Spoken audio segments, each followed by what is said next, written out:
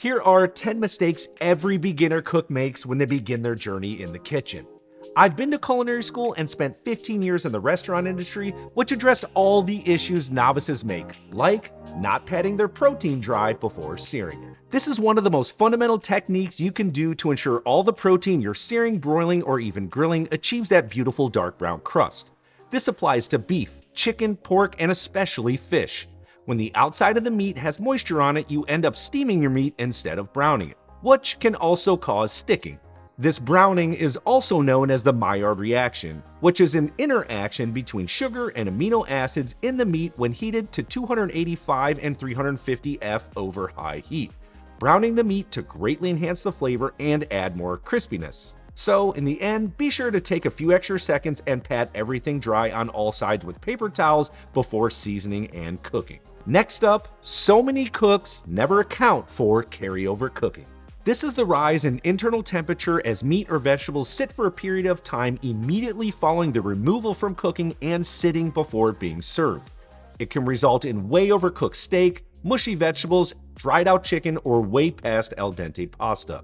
When you start to hone your cooking craft, it's always important to plan that things don't instantly stop cooking once removed from the heat. No, they keep going.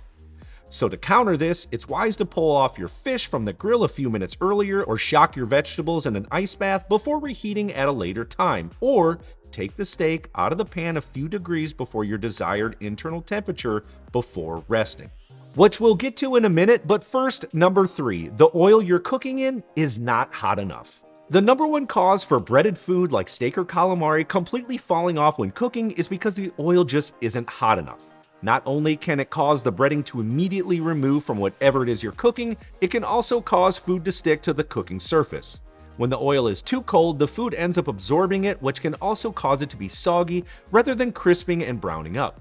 For frying in a good amount of oil, it should be between 350 and 375 degrees F. If you don't have a thermometer, place the end of the wooden spoon into the oil while it's heating. When you start to see so many bubbles forming around the outside, the oil is good to go. For searing in a smaller amount of oil, it should be between 400 and 450 degrees F, and you'll usually know when the oil begins to lightly smoke. Okay, on to the next one, number 4. Far too many times, beginner cooks crowd the pan because they're either too impatient to cook in batches or the pan is simply too small. To achieve browned food, especially before the braising process or just when roasting vegetables, it's essential that things are in a single layer and have a small amount of space between one another in the pan. When things are stacked too high or the pan is completely jammed, the food ends up steaming and not searing. Now, steaming may be the goal, but that's an entirely different cooking technique than pan roasting, and to ensure it's done correctly, cook half of it at a time, or ball out and get the biggest pan you can find. Because if you don't, you could end up with flavorless food. Which immediately brings me to my next mistake of not seasoning throughout the process. The number one reason food is often labeled as bland is because it's terribly underseasoned with salt. To remedy this, you gently season throughout the entire cooking process. Whether you are doing it at the beginning stage of roasting onions or getting your braised liquid to a whole new flavor bomb of deliciousness, start seasoning.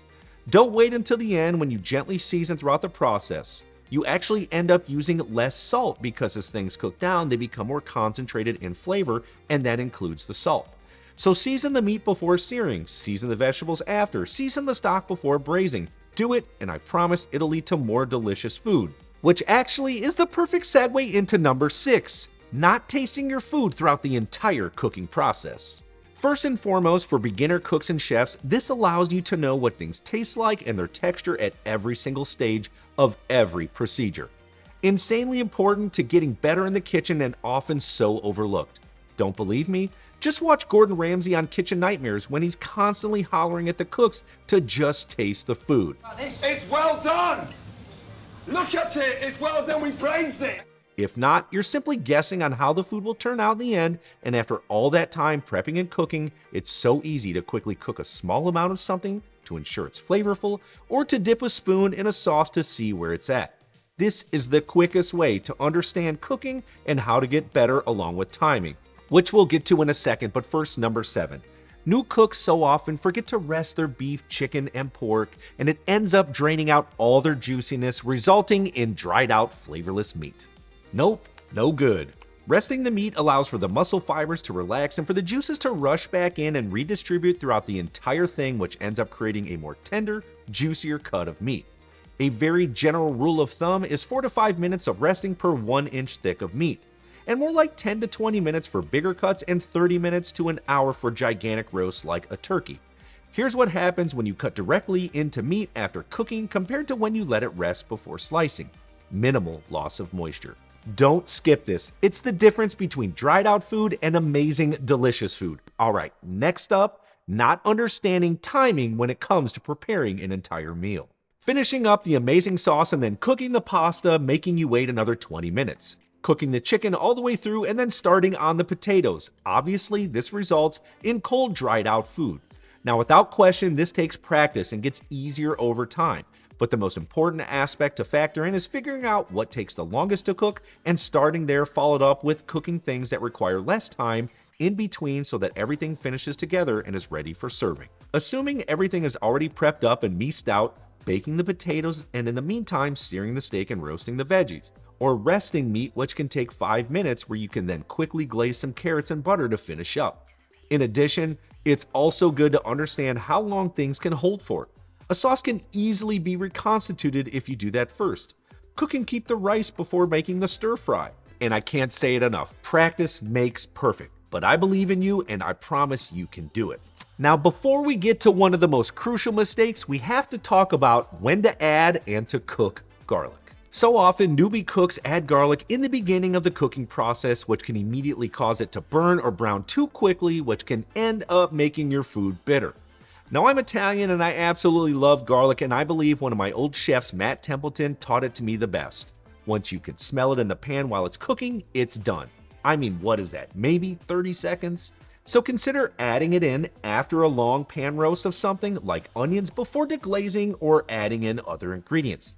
This is such a foolproof way to ensure your garlic sings in each dish instead of ruining it.